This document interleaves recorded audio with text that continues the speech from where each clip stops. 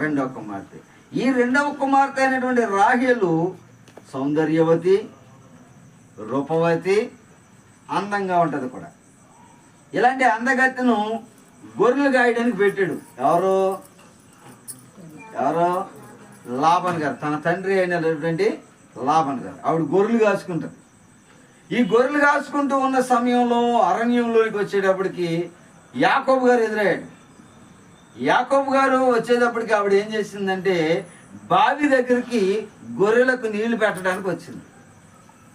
వచ్చినప్పుడు ఆమెను చూసి అంతకు ముందే కొందరికి పరిచయం చేసుకున్నాడు యాకోబు గారు. పరిచయం చేసుకుని, ఇలా పలానా స్థలంలో లాభాన్ని ఉంటాడు, మీ ఊళ్ళో తెలుసా అని అడిగాడు.